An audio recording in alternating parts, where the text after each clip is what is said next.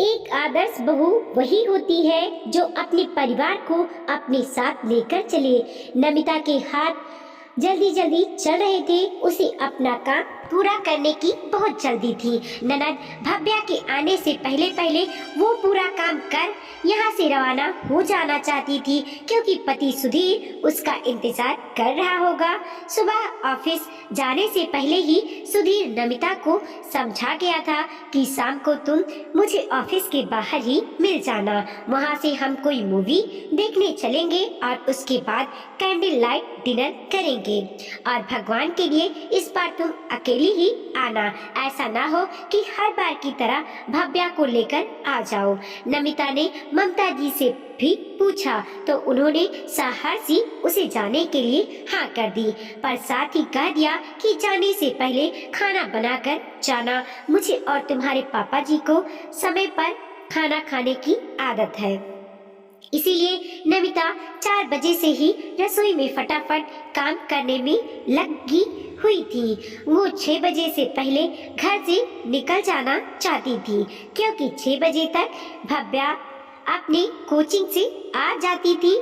वो शाम का खाना बना चुकी थी और तैयार होने अपने कमरे में जा ही रही थी कि इतने में सासू ममता जी ने उसे रोका लिया और कहा, बहू जाने से पहले थोड़ा बेसन का हलवा भी बनाकर रख जा, बहुत दिन हो गए खाए हुए। आज बहुत मन कर रहा है कि कुछ मीठा खा लूं। आखिर नमिता को वापस रसोई में आना पड़ा।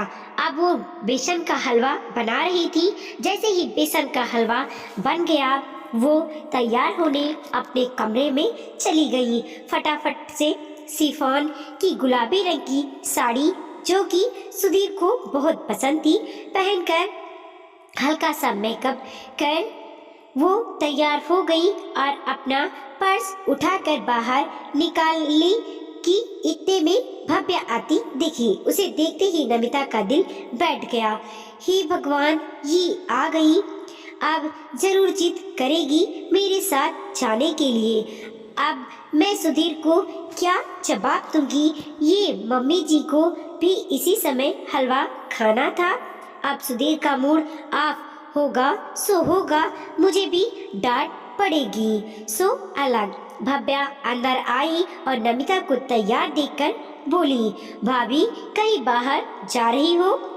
पर नमिता के बोलने से पहले ही ममता जी बोली, हाँ आज सुधीर और इसका मूवी देखने का प्लान है, फिर दोनों बाहर ही डिनर करके आएंगे, इसके लिए जा रही है। ममता जी की बात सुनकर भव्या मुंह फुलाते हुए बोली, मेरे बेगर, भला ये भी कोई बात हुई? उसकी बात सुनकर नमिता का हलक ही सूख गया। अब तो पक्का कंफर्म था कि वो भी साथ जाएगी ही।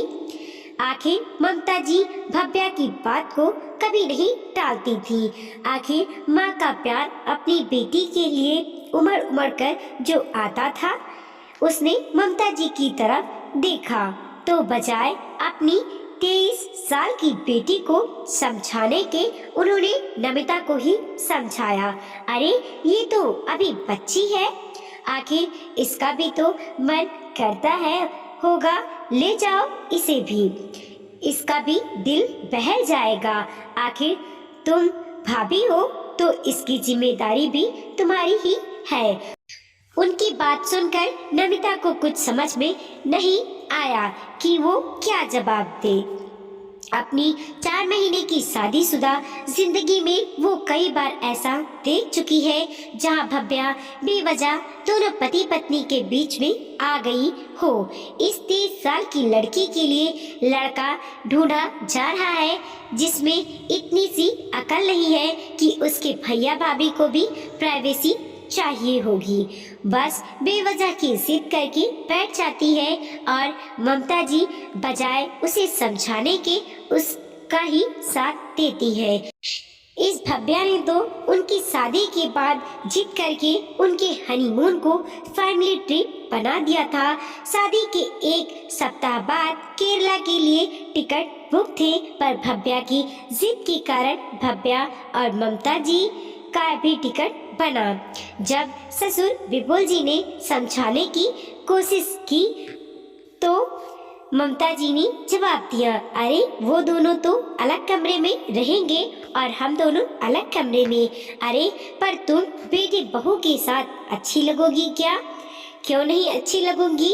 एक आदर्श बहू तो वही होती है जो अपने परिवार को अपने साथ लेकर चले। आखिर हम सब जितना एक साथ रहेंगे उतना ही तो परिवार को जान पाएंगे। इसके आगे विपुल जी भी कुछ समझा नहीं पाए। अब दोनों पति पत्नी न तो ठीक से कहीं घूम पाए और न ही एंजॉय कर पाए, क्योंकि पहले दिन ही ममता जी की तबीयत खराब हो गई। सो 2 दिन तो उनकी सेवा में निकल गए और आखिरी 2 दिन बाद सुधीर ने टूर ही कैंसिल कर दिया और सब लोग घर वापस आ गए। तभी बाहर से ससुर जी विपुल अंदर आए और नमिता को वहीं देखकर बोले, अरे बहू अभी तक तुम गई नहीं? हाँ बस भव्या अभी तैयार हो आ जाए, फिर नमिता उसके साथ ही निकलेगी। अचानक ममता जी ने कहा तो विपुल जी ने नमिता की तरफ देखा। उन्हें बात समझते देर नहीं लगी। उन्होंने ममता जी से कहा, अरे भव्या वहाँ क्या करेगी? भला इन दोनों के बीच में उसका वहाँ क्या काम? क्या करेगी क्या मतलब? मूवी देखेगी और डिनर बाहर करके आएगी जैसे ये दोनों करके आएंगे। और ये भैया भाभी हैं उसके, इनसे जिद नहीं करेगी तो किससे करेगी? ममता जी ने तुनक कर कहा। इसके आगे भी विपुल जी कुछ कह नहीं पाए। इधर नमिता अपने कमरे में आ गई और उसने सुधीर को मोबाइल पर मैसेज लिखकर भेज दिया, भव्या भी आ रही है। ये मैसेज सुधीर ने देखा तो उसने फटाफट नमिता को फोन लगाया और नमिता ने भी फोन उठाने में देरी नहीं की। नमिता के फोन उठाते ही सुधीर बोला, तुमसे कहा था ना मैंने कि भव्या के आने के पहले ही निकल जाना। जरूरी है क्या हर बार भव्या को साथ लाना? उसकी बात सुनकर नमिता बोली, इसमें मेरी क्या गलती? तुम्हारी बहन को इतनी अकल नहीं है कि पति पत्नी को भी प्राइवेसी चाहिए होती है। ऊपर से मम्मी जी भी उसकी हाँ में हाँ मिलाते हुए उसके साथ भेज देती है। नमिता की बात सुनकर सुधीर गुस्से में बोला, रहने दो, मत आओ तुम लोग यहाँ पर, मैं खुद ही घर आ रहा हूँ। अरे पर अब अगर कैंसिल करोगे तो वो लोग मुझे 2 बातें सुनाएंगे। कह देना कि मेरी तबीयत ठीक नहीं है। कहकर सुधीर ने गुस्से में फोन काट दिया। इधर नमिता का भी मूड ऑफ हो चुका था। उसने भी कपड़े चेंज कर लिए। भव्या तैयार होकर उसके कमरे में आई तो देखा नमिता घर का सूट पहने कपड़े समेट रही थी। उसे देखते ही वो बोली, ये क्या भाभी, आपने कपड़े भी चेंज कर लिए? जाना नहीं है क्या? उसकी बात सुनकर नमिता बोली, नहीं दीदी, आपके भैया का फोन आया था, उनकी तबीयत ठीक नहीं है इसीलिए उन्होंने मना कर दिया। नमिता के सामने तो भव्या ने कुछ नहीं कहा, लेकिन बाहर आकर ममता जी से बोली, भाभी ने सारा प्लान कैंसिल कर दिया। पता नहीं, मुझे देखकर तो वो कभी खुश ही नहीं होती। उसकी बात सुनकर ममता जी ने नमिता को आवाज देकर बुलाया और कहा, ये मैं क्या सुन रही हूँ बहू, तुमने सारा प्लान कैंसिल कर दिया। तुमसे मेरी बेटी की खुशी देखी नहीं जाती। अरे तुम लोगों ने नहीं बोलेगी तो किससे बोलेगी? हम लोग तो आज है कल नहीं है। इसका मतलब तो साफ है कि हमारे जाने के बाद मेरी बेटी का तो मायका ही नहीं होगा। अगर तुम्हारे मायके वाले तुम्हारे साथ ऐसा करें तो तुम्हें कैसा लगेगा? इधर ममता जी अपनी बहू को सुनाए जा रही थी, उधर भव्या ये देखकर मुस्कुरा रही थी। आखिर नमिता ने कहा, मम्मी जी, प्लान मैंने कैंसिल नहीं किया है। सुधीर जी का फोन आया था, उनकी तबीयत ठीक नहीं है तो खुद उन्होंने मना किया है, कहकर नमिता रसोई में चली गई और बाकी बचे सदस्यों का खाना तैयार करने लगी। इतने में सुधीर भी आ गया, पर उससे किसी ने कुछ नहीं कहा। सुधीर ने नमिता से बिल्कुल बात नहीं की। 2 दिन तक सुधीर और नमिता के बीच में बातचीत नहीं हुई। आखिर थक हार कर नमिता सुधीर से बोली, आखिर मेरी गलती क्या है जो तुम मुझसे बात तक नहीं कर रहे हो? उसकी बात सुनकर सुधीर गुस्से में बोला, तुम मना नहीं कर सकती थी भव्या को? हर जगह उसे अपने साथ लेकर चलना जरूरी है क्या? मैं तुम्हारा पति हूँ, मेरे भी कुछ अरमान है, कुछ समय तुम्हारे साथ अकेले बिताना चाहता हूँ, तो क्या गलत है? लेकिन नहीं, तुम तो भव्या और मम्मी को कुछ बोल ही नहीं पाती हो। उसकी बात सुनकर नमिता गुस्से में बोली, अरे वाह श्रवण कुमार, तुम्हारी खुद की तो हिम्मत होती ही नहीं है अपनी मम्मी और बहन को कुछ कहने की, और मुझसे उम्मीद करती हो कि मैं ही कहूँ। मैं तो भाभी हूँ, पर तुम तो सगे भाई हो, पर फिर भी तुम्हारी ये हालत है।